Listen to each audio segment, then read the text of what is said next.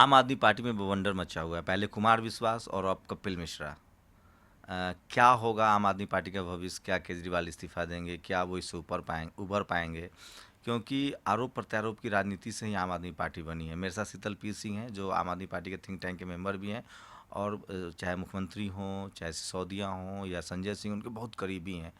तो ऐसे में सवाल उठता है कि कपिल मिश्रा का जो इस्तीफा लिया गया, जो उनको मंत्री पद से हटाया गया, उसको लेकर ये पूरी नाराज़गी है या अंदर खाने कुछ और पक रहा है? क्या लग रहा है सर कि आम आदमी पार्टी ने इस्तीफा ले लिया कपिल मिश्रा से? ये तो एक नॉर्मल सा है, सभी लोग कह रहे हैं कि इस्तीफा देना पड़ा, इसलिए वो इस तरह के आरोप लगा रहे हैं, लेकिन अंदर की बात क्या है? क्या आरोपों में सच्चाई है? नहीं, आरोपों की सच्चाई का तो आज एक सूचना मिली है कि जिस तारीख की ये बात बता रहे हैं उस तारीख को इनके टेलीफोन रिकॉर्ड्स का जब देखा गया, एक एजेंसी ने देखा, हम लोगों की एक पत्रकारिता के तौर पे जानकारी प्राप्त की गई है कि उसकी कभी लोकेशन मुख्यमंत्री के निवास के आसपास आई ही नहीं। हम ये बात जानते हैं कि ये उस दिन मुख्यमंत्री जी से नहीं मिले, लेकिन अब इन्होंने झूठ बोल दिया है तो उसे तकनीकी तौर पर सिद्ध करने का ही रास्ता बचता है। दूसरी बात यह है कि ये नहीं बता रहे हैं किसी को भी कि किस समय ये मिले, क्योंकि अगर ये बता देते तो हम लोग इनकी लोकेशन पकड़ के इनको बता देते कि उस समय तो आप यहाँ थे, इस समय आप इससे बात कर रहे थे, या इस समय आप ये कर रहे थे, और वहाँ पर तो सारा रिकॉर्ड मौजूद है। जिस समय भी ये बताएंगे कि इस समय हम मिले, इनको एक्सपोज कर दिया जाएगा। लेकिन आम आदमी पार्टी एथिक्स की बात करती थी, नैतिकता की बात करती थी। बहुत सारे आप लोगों ने आरोप लगाए, डॉक्यूमेंट्स पेश किए। एक मंत्री अपने मुख्यमंत्री पर आरोप लगा रहा है, आपने खुद फेसबुक पे लिखा है कि बीपी सिंह ने आरोप लगाया था वो फोर्स कांड में, उसमें भी फैसला नहीं आया था। नहीं नहीं, बीपी सिंह ने लगाया, उसके बाद नेता बने वो, उसके बाद फिर उन पर आरोप लगा। तो एथिकल क्या लग रहा है कि इसका कुछ पार्टी रिस्पॉन्स लेगी? देखिए, दो तरह के आरोप हैं। एक ये बात बहुत हल्के से कह दी जाती है कि केजरीवाल ने जो आरोप लगाए, केजरीवाल ने कौन से आरोप लगाए? केजरीवाल ने वो आरोप लगाए जो आरोप ऑलरेडी पब्लिक डोमेन में लग रहे थे, या बहुत से ऐसे आरोप थे जिनमें कोई लगाने वाले को मीडिया या इंस्टीट्यूशंस जैसे जांच एजेंसियां या कोर्ट्स तवज्जो नहीं दे रहे थे, और उन सवालों को उसने सामने किया।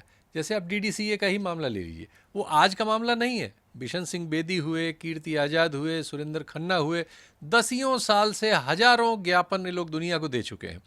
जब इनकी बात किसी ने कहीं नहीं सुनी, जब बात सुनी नहीं गई, चूँकि जेटली के खिलाफ थी, जेटली दिल्ली में सारा प्रेस नियंत्रित करते हैं जमाने से, और अब जब वो सरकार में है तो उसको और अच्छे ढंग से कर पा रहे हैं। तो जेटली के खिलाफ मामला था, कौन बोलता? तो केजरीवाल ऐसे मामलों को उन्होंने हमेशा स्वर दिया है। लेकिन सर, अभी रॉबर्ट वाड्रा ने कहा है कि केजरीवाल जो पेड़ लगाया था वही काट रहे हैं। आरोप प्रत्यारोप की राजनीति होनी भी चाहिए, लेकिन आपके मंत्री इस तरह के आरोप लगा रहे हैं कि हमारे सीएम जो है, आप लोगों ने क्या लग रहा है कि सिर्फ उनको पार्टी मंत्री पद से निकाल दिया गया, इसकी एक भड़ास है? बात इससे कुछ और गहरी होगी। मंत्री पद से तो जो निकले हैं वो तो समझ में आया ही है, वो तो तात्कालिक समझ में आता है, लेकिन जो चीज़ें उन्होंने कही हैं और जिस तरह से एकदम गढ़ दिया है मामला, इसके पीछे कुछ और हो सकता है, लेकिन तुरंत तो अभी नहीं कहा जा सकता। बीजेपी की साजिश आप लोग बता रहे हैं?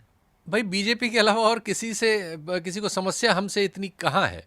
हम ही हैं जो बीजेपी के उन सवालों को उठाते हैं, जैसे जो इनकम टैक्स की रेड में पकड़ा गया था कि किसने किसने सहारा से और एक दूसरे आर्थिक ग्रुप से पैसे लिए हैं। उसमें एक नाम था, आप जानते हैं कि वो इस देश का सबसे बड़ा नाम है, किसी में हिम्मत थी?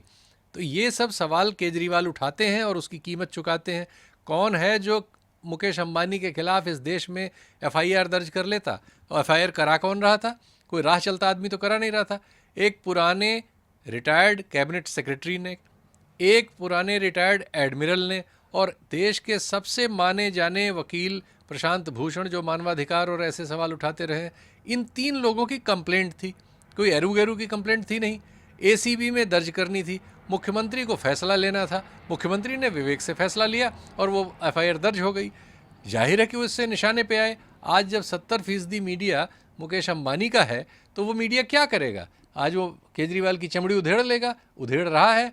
उसको तो एक झूठा आदमी भी मिल जाए जैसा कि ये है, इससे ये बात दबाव से कोई नहीं पूछ रहा है कि भाई ये तो बताओ तुम किस समय कितने बजे मिले, इसमें गुप्त क्या है, इसको किसके लिए छुपा रहे हो, ये क्यों छुपा रहे हो? जो कि जैसे ही वो ये बताएगा हम इसका पर्दाफाश कर देंगे कि बिल्कुल नहीं मिला, हमारे पास सबूत है, हम इसको नंगा कर देंगे। उसी से बचने के लिए वो झूठ बोल रहा है और मीडिया उससे पूछ ही नहीं रहा है। आपकी पार्टी में अभी उस तरह के विद्रोह के तेवर नहीं दिखा रहे हैं लोग, जिस तरह की उम्मीद की जा रही थी कि कुमार विश्वास पहले बगावती हुए हैं, फिर कपिल मिश्रा हुए, बात हो रही थी कि आधा से ज़्यादा विधायक मैनेज। क्या आप लोग पार्टी बचाने में कामयाब हो जाएंगे? पार्टी में सारी दुनिया में समर्थन की आंधी चल पड़ी है। आप हमारा परसों से कल का भी जो चंदा आता है वो देखिए, वो हमारा एक पैरामीटर है। पूरे देश में चंदा बढ़ गया है। इतनी लोकप्रियता दुश्मन दूसरी तरह से देखता है, लेकिन हम दूसरी तरह से देखते हैं। हमारे समर्थकों में बहुत ज़बरदस्त एकता हुई है इस घटना के बाद। सब समझ गए हैं कि केजरीवाल की राजनीतिक और निजी तौर पर हत्या करने का जो अभियान चल रहा था उसमें बहुत तेज़ी ला दी गई है, और ये वक्त है कि केजरीवाल के साथ खड़ा हुआ जाए। और मैं देख रहा हूँ मेरी पोस्ट जो 100, 150, 200 लोग देखते थे, 500 लोग एक घंटे में उसको लाइक कर दे रहे हैं। ये बता रहा है कि लोगों में बेचैनी है। लोग इस झूठ के फरेब को जो टीवी और दूसरे सोशल मीडिया के माध्यमों से क्रिएट किया गया है उसको समझ रहे हैं। मैं तो बार बार ये कहता हूँ कि देश में जो बातें लड़ रही हैं इस भ्रष्टाचार के खिलाफ, जो गरीबों की आवाज़ें हैं, जो पिछड़ों से आ रही हैं, जो दलितों से आ रही हैं, माइनॉरिटी से आ रही हैं, वो लड़ाई जो लड़ रहे हैं लोग, वो ये समझ रहे हैं कि केजरीवाल की हत्या क्यों की जा रही है, क्योंकि वो लगातार इस चीज़ को भुगत रहे हैं जहाँ वो हैं, और अपने जीवन में भुगत रहे हैं। तो एक इस देश में एक नई तरह की अवेकनिंग भी हो रही है इस सबसे। एक वर्ग है जो टीवी देख के प्रभावित हो जाता है, एक्चुअली वो प्रभावित होना चाहता है क्योंकि वो आरक्षण से लड़ रहा है। वो इस देश में आरक्षण को लागू होने नहीं देना चाहता। वो हमेशा केजरीवाल की ऐसी तैसी करता रहता है। वही वर्ग, आप वीपी सिंह नाम का नाम बस ले दीजिए, वो गालियों से भर देगा। तो केजरीवाल धीरे धीरे उस मुहाने पर पहुंच रहे हैं जब उन्हें इन वर्गों की लड़ाई लड़नी पड़ेगी और इसमें शामिल होना पड़ेगा, इसको समझना पड़ेगा। क्या आम वो इस आदमी प्रोसेस पार्टी में है। आम आदमी पार्टी दिल्ली में जो सरकार है, अब फिलहाल पहले लोग थे कि चुनाव में बीजेपी को कैसे हराए, अब है कि जो चुनी हुई सरकार है वो क्या बीजेपी से अपने आप को बचा लेगी? क्योंकि सरकार केरल गोवा का मामला हो, एक दो जगह और नॉर्थ ईस्ट में बीजेपी ने सरकार बनाई है। लोग कह रहे हैं कि हो सकता है कि आम आदमी पार्टी में के ज़्यादा विधायक उधर चले जाएं और आपकी सरकार यहाँ से भी चली जाए। देखिए, जब तक ब्रांड केजरीवाल जिंदा है, ये सरकार और ना सरकार का कोई मतलब नहीं है। ये इसीलिए ये आरोप लगवाया गया, जिसने भी किया होगा, ये बात किसने भी इसके दिमाग में डाली है, इसका मतलब यही था कि केजरीवाल की एक इमेज है कि वो बेईमान नहीं हो सकता, मूर्ख हो सकता है, गलती कर सकता है, फिनकी हो सकता है। कोई भी आरोप आप लगा दें, बेईमानी का आरोप केजरीवाल पे नहीं चिपकता। जैसे वीपी सिंह पर नहीं चिपका था, उस समय मैं पत्रकार था और मैं जानता हूं कि वो खबर कितने बड़े ढंग से सेंट किट्स वाली प्लान की गई थी। नवंबर में चुनाव थे, अगस्त में कुवैत के एक अखबार में पहले खबर चलाई गई, छपी, और उसके उन दिनों प्रिंट मीडिया ही होता था सब कुछ। और ठीक 2 दिन बाद देश के हिंदुस्तान टाइम्स में और टेलीग्राफ के उन दिनों संपादक होते थे एमजे अकबर, जो बाद में सांसद बने कांग्रेस के।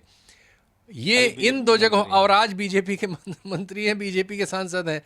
तो इन लोगों ने उसको षड्यंत्र करके छापा था और देश में हंगामा मच गया था। पूरी कांग्रेस, जैसे आज सब केजरीवाल का सिर मांग रहे हैं, उन दिनों का आप अखबार देखें आर्काइव में जाके, इससे बहुत बड़ा हड़कंप था। और इसी तरह की भड़ैती मीडिया का एक हिस्सा तब भी करता था, इतना बड़ा नहीं, अब तो बहुमत में है, अब तो सर्वसम्मति उनकी एक तरह से हो गई है।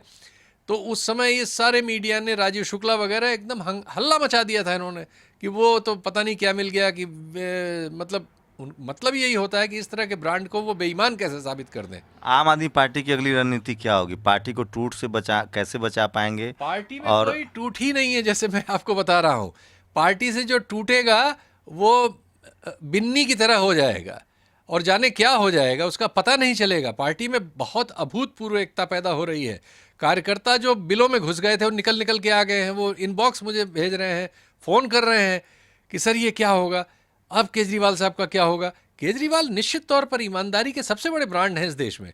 ये और बात है कि उन्होंने अभी कोई हमारे जैसे लोगों के हिसाब से अपनी एक राजनीतिक कार्यशैली और एक भविष्य की राजनीति तय नहीं की है, अपना रोल तय नहीं किया है, एक लंबी दूरी की लड़ाई तय नहीं की है। लेकिन निश्चित तौर पर केजरीवाल बहुत बड़े ब्रांड हैं और इसीलिए उन पर इतने हमले हो रहे हैं, और इससे और बड़े बड़े हमले होंगे। एक राहत की खबर है आप लोग के लिए कि योगेंद्र यादव ने कहा है कि इस तरह के आरोप बिना सबूत के नहीं लाना चाहिए, लेकिन अन्ना ने कहा है कि जिस भरोसे से मैंने केजरीवाल को समर्थन किया था वो उस पर खड़े नहीं उतरे हैं। देखिए, आप पत्रकार हैं, जानते ही हैं कि अन्ना सिर्फ इसलिए जिलाए जाते हैं मीडिया में कि कब केजरीवाल पर कोई कंट्रोवर्सी हो और अन्ना से एक बयान उनके खिलाफ ले लिया जाए। न इसके पहले न इसके बाद अन्ना का कोई रोल नहीं होता, इसलिए अब उसको गंभीरता से लेना हम जैसे लोगों के लिए तो हास्यास्पद है। योगेंद्र यादव जी ने जो कहा है वो इस बात को जानकर कहा है कि केजरीवाल पर भ्रष्टाचार का आरोप चिपकाया नहीं जा सकता। उनको राजनीतिक समझ है, उनको दूसरी समझ भी है, इसलिए उन्होंने एक समझदारी भरा बयान दिया है। तो क्या माना जाए कि जो पुराने लोग थे उनकी वापसी संभव है इस पूरे इस तूफान को थामने के लिए? चूँकि आपको वो पुराने लोग रहे हैं, आपकी पार्टी को खड़ा करने में उनका योगदान था, तो हो सकता है कि नए साथी अगर बिछड़ रहे हैं तो पुराने साथी वापसी आ जाए। इतना सरल ये सब नहीं है, न इतना सरल ये होता है। लेकिन अभी तो पूरे देश में ये एकता कोई एकता नहीं है। देश में जब तक उत्पीड़ित समाजों की एकता का मंच नहीं बनेगा, तब तक इस देश में अब जो खतरा है उससे बड़ी लड़ाई नहीं हो पाएगी। और जब वो बनेगा तो ये या कौन, पर उन नामों का कोई मतलब नहीं रह जाएगा, और कौन सा नाम तब कहाँ दिखेगा ये कहा नहीं जा सकता। आप देखेंगे कि पता नहीं कौन कौन आ गया या पता नहीं कौन कौन चला गया। सर एक आखिरी सवाल, जिस तरह से अमानतुल्लाह खां थे उनको पीएससी से हटाया गया, कपिल मिश्रा का उनसे भी कोई कॉन्फ्लिक्ट था? इसको मुस्लिम हैं वो, इसके लेकर भी उन्होंने कोई उसके खिलाफ बयान दिया था, कपिल मिश्रा ने उनके खिलाफ बयान दिया था, ये सही है। कि वो लेकिन देशद्रोही हैं?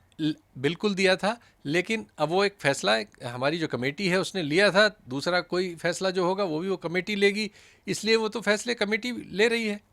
उनके बारे में या इनके बारे में जो कहा था वो सब मीडिया में अवेलेबल है।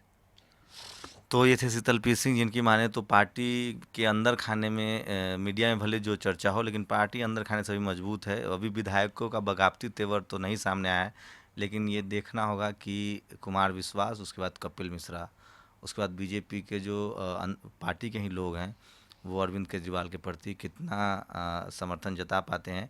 और जिस तरह से बीजेपी ने कई राज्यों में सरकार बनाई है, चाहे वो गोवा का मामला हो या नॉर्थ ईस्ट का मामला हो, क्या वो दिल्ली में आम आदमी पार्टी को तोड़ सकती है, सरकार बना सकती है? ये आने वाले समय में पता चलेगा। कैमरामैन के साथ शंभू कुमार सिंह, नेशनल दस्तक, दिल्ली।